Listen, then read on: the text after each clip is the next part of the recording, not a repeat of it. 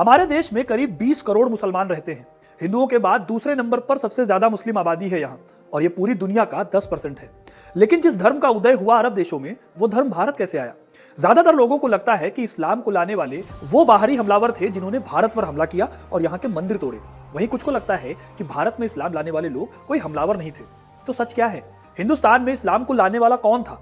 आज यही कहानी मैं आपको सुनाने वाला हूँ, क्योंकि अपना इतिहास नहीं जानोगे तो खुद को कैसे पहचानोगे।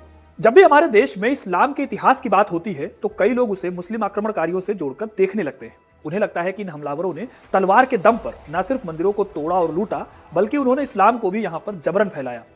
लेकिन सच्चाई इससे थोड़ी अलग है। देखिए, भारत में इस्लाम 3 दरवाजों से आया था। पहला दरवाजा 7वीं सदी में खुल गया था, जब इस्लाम अरब देशों में फैल रहा था। अरब लोगों का इंडिया से कनेक्शन बहुत पहले से था। यह कनेक्शन ट्रेड की बदौलत जुड़ा हुआ था। ये व्यापारी समुद्र के रास्ते भारत आते थे और यहाँ से मसाले और महंगे सामान खरीदकर उसे अरब देशों में बेच देते थे और भारत में खजूर बेचते थे। Historian H.G. रॉलिंसन ने अपनी किताब ancient and medieval history of India में इसी ट्रेड का एग्जाम्पल देते हुए कहा है कि भारत में सबसे पहले इस्लाम जो लाए थे वो यही व्यापारी थे। जब वो इस्लाम में कन्वर्ट हुए, यानी कि अरब व्यापारी, तो अपने साथ इस्लाम को लेकर भारत आए। आपको शायद यकीन ना हो, लेकिन आज के केरल के कोडंगलूर में देश की सबसे पुरानी मस्जिद बनी हुई है। इस मस्जिद को साल 629 के आसपास चेरा डायनेस्टी के आखिरी राजा चेरमन पेरुमल ने बनवाया था। कहा जाता है कि मलिक दिनार नाम के एक इस्लामिक संत ने राजा को इस्लाम कबूल करवाया था। यानी कि पेरुमल ने यह कन्वर्जन तलवार के दम पर नहीं, बल्कि इस्लाम से प्रभावित होकर किया था। इस तरह से अरब के लोगों ने यहाँ बसना शुरू किया और साउथ इंडिया में इस्लाम की शुरुआत हो गई। वैसे आपको यह भी बता दूं कि इस टाइम तक पैगंबर मोहम्मद जिंदा थे और इस्लाम को पूरी दुनिया में फैलाने का काम कर रहे थे। इस तरह से 8वीं सदी तक लगातार मालाबार के इलाके में अरब के मिशनरीज ने इस्लाम को फैलाया। इस काम में राजा ने भी खूब सपोर्ट किया। उन्होंने अपने राज्य में मस्जिद बनाने की इजाजत दी, इंटर रिलीजियस मैरिज की परमिशन दी और इस्लाम को फैलाने में इससे खूब मदद मिली। ठीक इसी तरह से जो हमारा लक्षद्वीप है, यहाँ पर भी इस्लाम साल 661 में पहुंचा।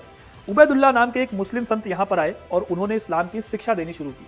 यहीं पर अंद्रोट नाम के एक आइलैंड पर उनकी कब्र बनी हुई है, जो कि यहाँ पर काफी पवित्र जगह मानी जाती है। हालांकि इसके अलावा भी कई और कहानियां कही जाती हैं, जिसमें बताया जाता है कि सबसे पहले इस्लाम गुजरात के एरिया में आया था। कहा जाता है कि गुजरात से 2 लोग इमाम मुंतसिर के दरबार में गए और उनकी इस्लाम की शिक्षाओं से वो प्रभावित हुए। वहां पर उन्होंने इस्लाम को कबूल किया। फिर उसके बाद वो वापस गुजरात आए और यहाँ से इस्लाम उन्होंने गुजरात में फैलाना शुरू किया। लेकिन ये गुजरात की लोकल कहानियों का हिस्सा है। इसका कोई बहुत ठोस सबूत हमें नहीं मिलता।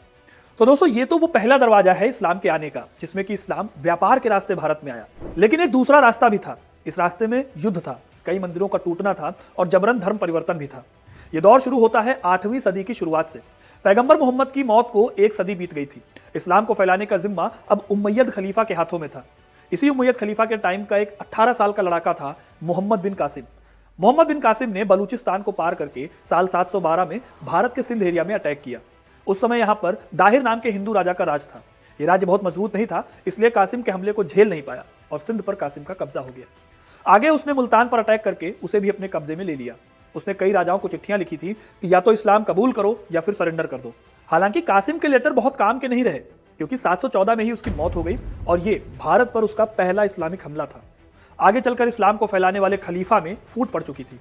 खलीफा ही कई गुट में बट गए थे, इसलिए वो आपस में लड़ने लगे।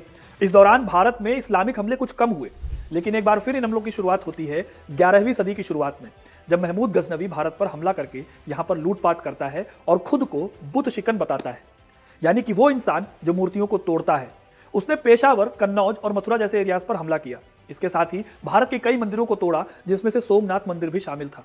इस तरह से इन हमलों ने भारत में इस्लाम के दरवाजे खोल दिए।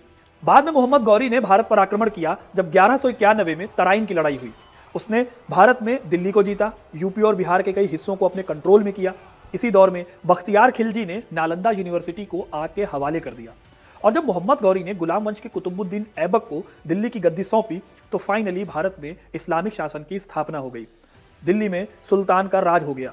अब ये 2 दरवाजे तो वो हैं जिनके बारे में लोगों को बखूबी पता है, लेकिन एक तीसरा दरवाजा भी है जिसके बारे में बहुत कम बात होती है या फिर लोगों को बहुत कम पता है इसके बारे में।